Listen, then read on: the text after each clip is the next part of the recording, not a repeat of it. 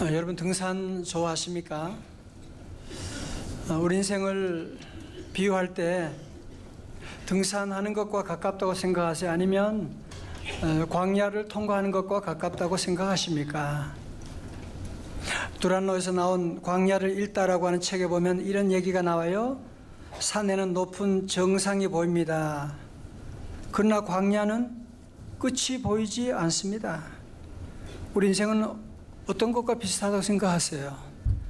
산은 어느 길로 올라가야 되는지 대개 코스가 정해져 있습니다.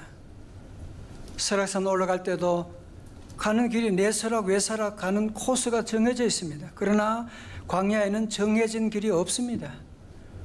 우리 인생은 등산과 가깝습니까? 광야를 통과하는 것과 가깝습니까?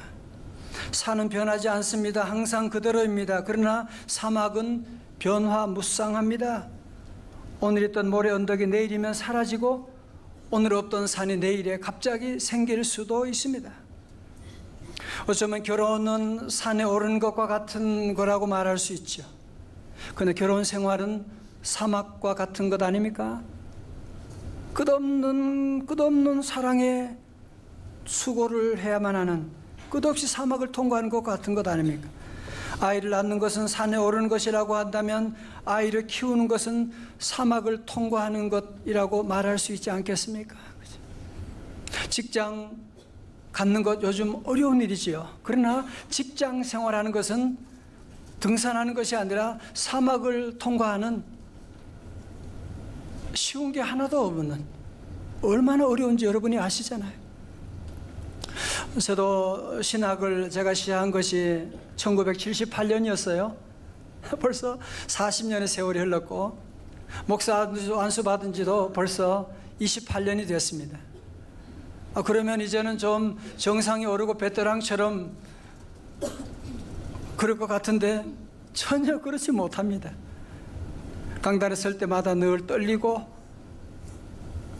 늘 말씀 준비할 때마다 잠 못 이루게 되고, 이게 바로 우리 인생이 이 광야 같은 인생이기 때문에, 제가 그래서 출애굽기 말씀을 읽으면서 깨닫게 된 것은 뭐냐? 우리 인생이라고 하는 것은 바로 광야 같은 곳이구나 라고 하는 것을 깨닫게 된 것입니다. 여러분 새해도 그렇지 않습니까? 2018년 여러분이 한 번도 가보지 않는 길이잖아요.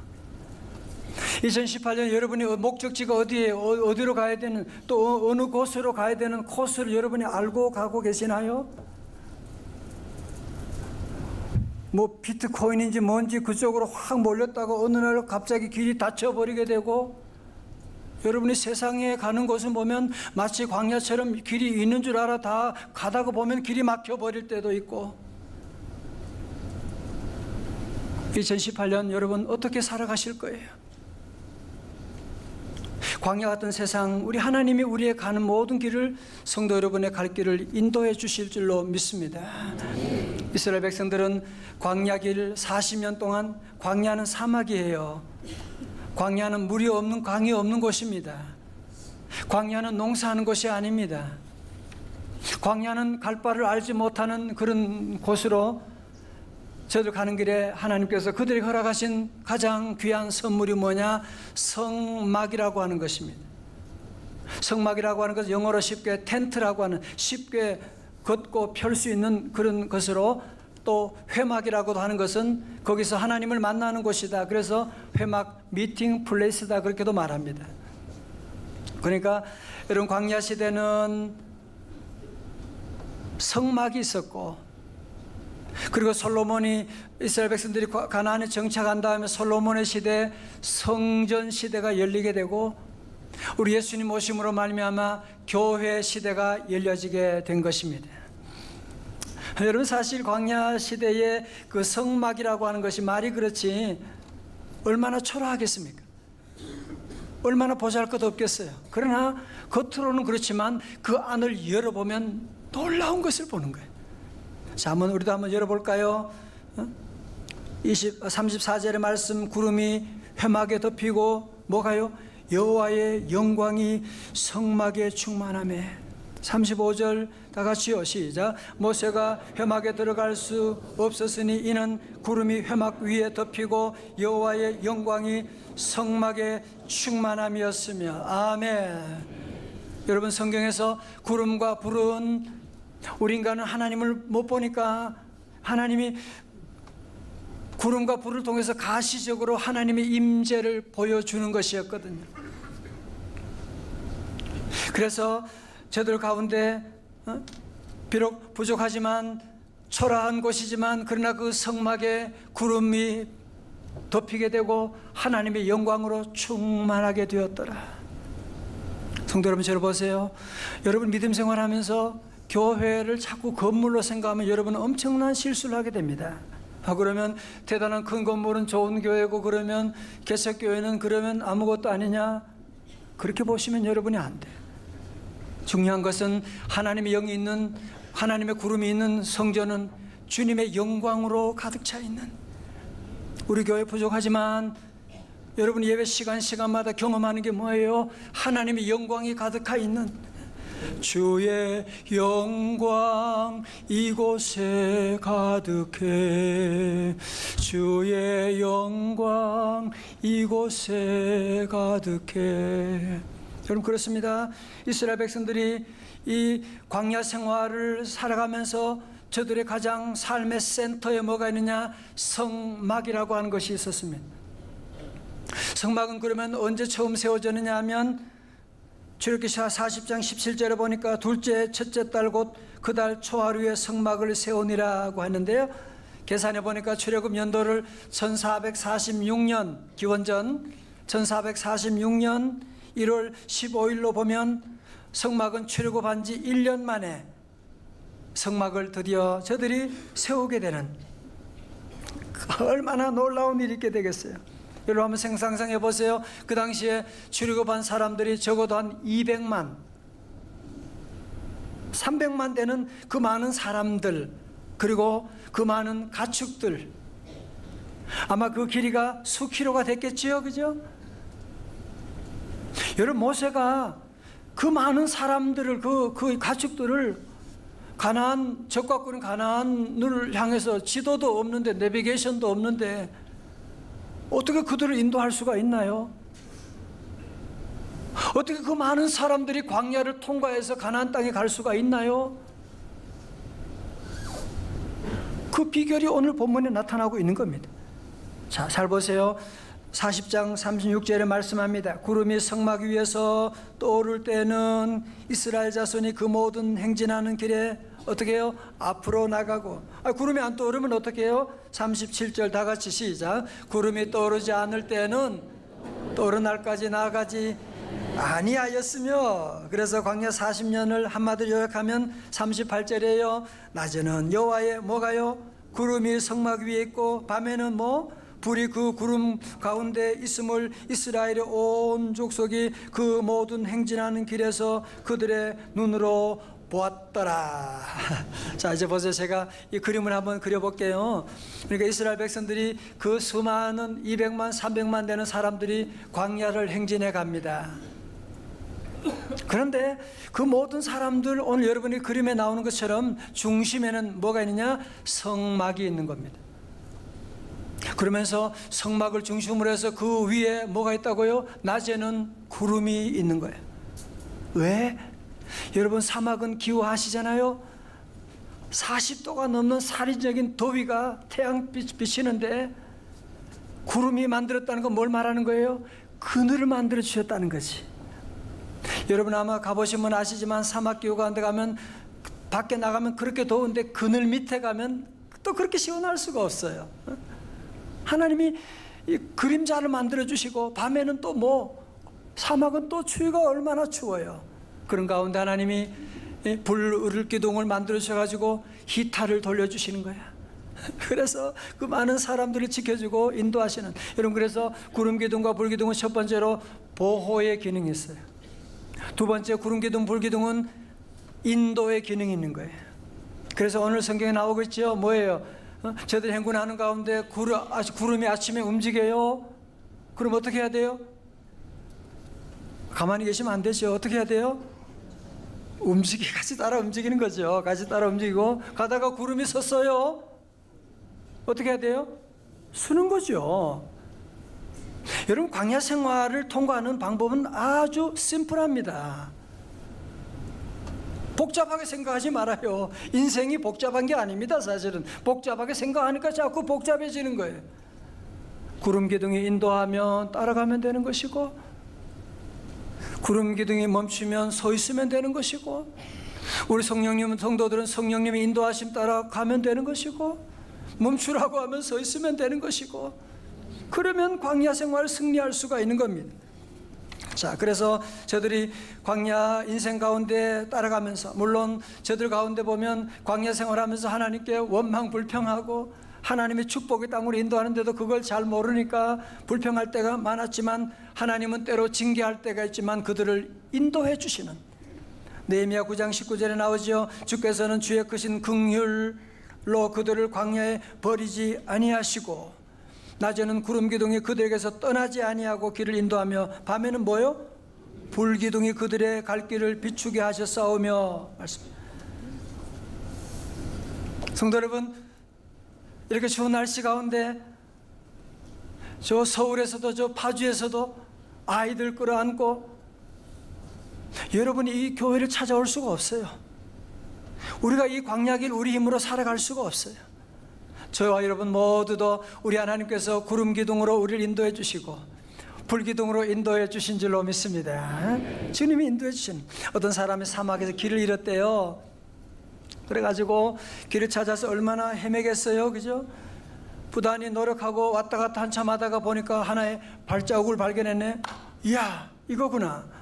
그래서 누군가 지나갔다는 거니까 이 발자국을 따라서 가봐야지 하고 따라갔는데, 따라가서 돌다가 계속 돌다가 그만 길을 잃어버리고 죽고 말았다는 거예요. 그걸 가지고 학문적으로 뭐라고 하느냐, 윤형방황이라고 말하는 겁니다.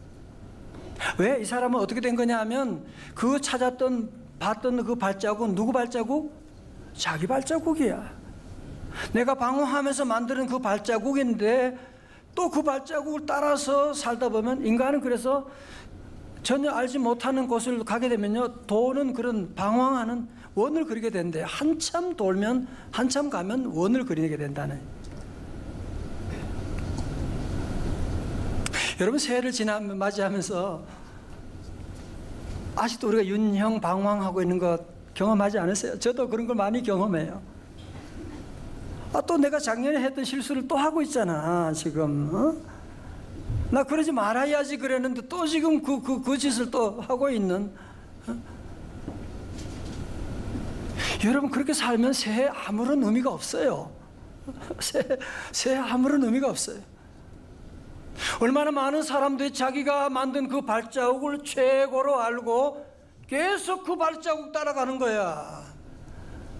작년에 그래서 아이에게 그 상처를 줬는데도 불구하고 또 그 작년에 투자해서는 안 되는데 또 그 방식으로 또 작년에 내 만들었던 그 발자국을 따라가고 있는. 여러분, 그러면 또 윤형 방황이 이루어지게 되는 겁니다.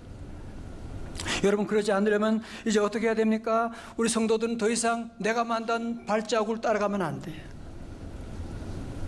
우리 하나님이 광야에 우리에게 날마다 비추어지는 구름 기둥과 불 기둥을 따라서 가게 되면, 성전을 중심으로 구름 기둥과 불 기둥의 인도하심 따라가게 되면 적과 꿀이는 따라 가나안 땅, 와, 이런 놀라운 축복이 있었구나, 이런 귀한 축복의 세계를 맛보는 성도들 다 되시기를 축원합니다.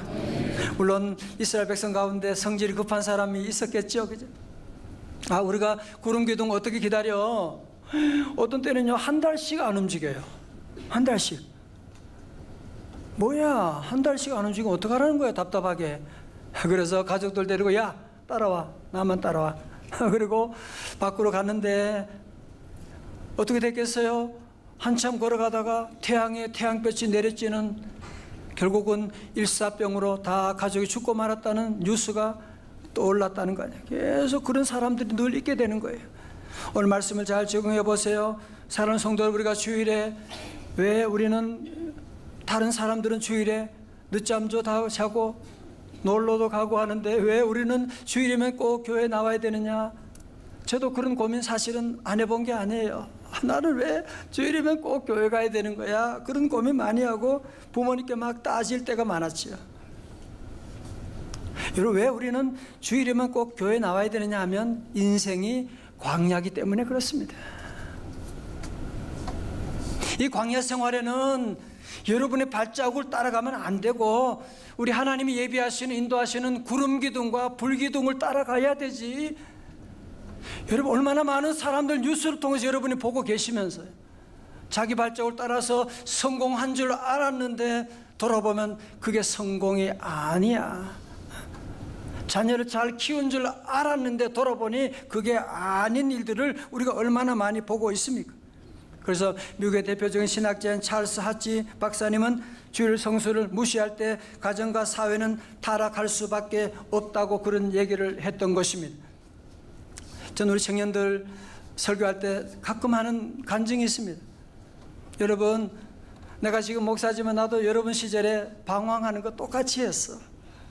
나도 고민하고 나도 나쁜 짓도 하고 뭐냐고 묻지는 말고 나도 그랬지. 그러나 난 한 가지 꼭 한 건 뭐냐면 나는 하나는 교회를 떠나지 않았어. 물론 내가 좋아서 그런 건 아니었고 때로는 부모님이 겁나가지고 하여튼 집안 분위기 때문에 나는 교회를 떠나지 않았어. 두 번째, 내가 받은 하나님의 축복은 나는 주일을 빼먹는 일이 없이, 내가 주일을 지켰더니만 내가 인생을 돌아보니 주일이 나를 지켜주어서 우리 청년들도 힘들어도 주일을 꼭 성수해야 된다고 그런 얘기를 할 때가 많고, 요즘도 주일을 얼마나 잘 지킵니까? 제가 이렇게 주일을 잘 지키고 있는, 왜? 주일은 우리 하나님이 복 주시는 날입니다. 출애굽기 20장 11절에 이는 엿새 동안에 나 여호와가 하늘과 땅과 바다와 그 가운데 모든 것을 만들고 일곱째 날에 뭐 했어요? 쉬었어요. 쉬셔야 돼요. 그러므로 나 여호와가 안식일을 어떻게 하셨다고요? 복되게 하여 그날을 거룩하게 하셨느니라. 아멘. 그럼요, 안식일은 복 주시는 날이에요. 여러분, 그래서 바빠도 할 일이 많아도 자동차 타고 부산 가야 된다 그래도 휘발유는 넣고 출발하셔야지. 아무리 여러분 바빠도 힘들어도 속상해도 주일은 반드시 예배 드리고 하나님 은혜 받고 한 주간 살아가게 되는 거예요. 록펠러는 가난한 과부의 아들입니다. 어머니가 그를 늘 무릎에 앉혀놓고 아무것도 없지만 그러나 아들 위해서 늘 기도하고 아들에게 늘 부탁한 것이 10가지 유언이라고도 나와 있는데요, 시간이 없으니까 4가지만 알려드립니다. 첫 번째로 하나님을 친아버지 이상으로 섬겨라. 셋째는 주일에는 본교회에서 예배를 드려라. 엄마가 늘 그 얘기한 거예요. 넷째, 오른쪽 주머니에는 항상 11조 주머니를 해라. 10번째, 예배 시간에 항상 앞에 앉아라. 그런 얘기를 해요. 요즘 자녀를 키우는 부모님들은 걱정이 많더라고요. 지금. 요즘 좋은 대학 나와도 취직도 어렵고 결혼도, 미래학자들은 더 심각하게 지금 미래에 대한 부정적인 전망을 다 내려놓고 있는데, 전 여러분에게 확신하면서 말하는 게 있어요. 여러분의 자녀가 교회를 떠나지 아니하고 성막을 떠나지 아니하고 주일을 성수하고 믿음으로 살아가게만 해보세요. 제가 여러분의 자녀 책임지겠습니다. 그러면 주일이 우리 자녀를 지켜주세요. 그런데 자꾸 시험 앞두고 뭐 있다고 놀러 간다고 자꾸 주일 빼고 그러면 아이들은 중심을 못 잡는 거예요. 그러니까 세상 돈과 명예에 따라가다 보니까 정신이 다 잃어버리는 어려움이 오게 되는 것이거든요. 우리 예수님 말씀하셨어요. 누가복음 2장 49절에 예수께서 이르시되 어찌하여 나를 찾으셨나이까? 내가 어디에 있다고요? 내 아버지 집에 있어야 될 줄을 알지 못하셨나이까 하니. 말씀을 정리합니다. 성도 여러분, 2018년 우리 앞을 정말 어떤 일이 날지 전혀 얘기할 수 없는 불확실성 시대에 우리가 지금 살아가고 있는데, 여러분 마음속에 오늘 말씀을 정리하면서 우리 인생은 등산하는 것이 아니고 광야를 통과하는 것이구나. 여러분이 생각만 바꾸면요, 광야 생활 가운데 대단한 음식은 없지만 만나가 있다. 와, 얼마나 감사해요. 광야 생활 사는 동안에 내가 머리 둘 장막이 있다, 잠잘 수 있다, 너무너무 감사하게 되는 거예요. 광야 생활에 뜨거운 태양볕 아래 우리에게 로뎀나무 그늘이 있다. 와, 이렇게 감사할 수가 있는 거야. 사랑하는 가족과 함께 식사한다, 감사하게 되고, 예배드리는 성전이 있다, 성막이 있다, 감사하고, 소낙비가 내리진 않아도 작은 이슬만 내려도 감사하고. 우리 2018년에 우리 사랑하는 성도 여러분, 여러분 가는 모든 길 등산처럼 그렇게 사지 마십시오. 그러면 경쟁과 좌절과 절망이 반복되고, 조금 잘 되면 교만하고 못 되면 열등감 가운데, 이제는 광야 생활 우리 모두 내 힘으로 내 발자국 따라 살아가지 말고, 우리 주님 만드신 구름기둥, 말씀의 구름기둥과 기도의 불기둥 붙잡고 2018년 최고의 해를 만들어가는 성도들 되시기를 주의 이름으로 축원합니다.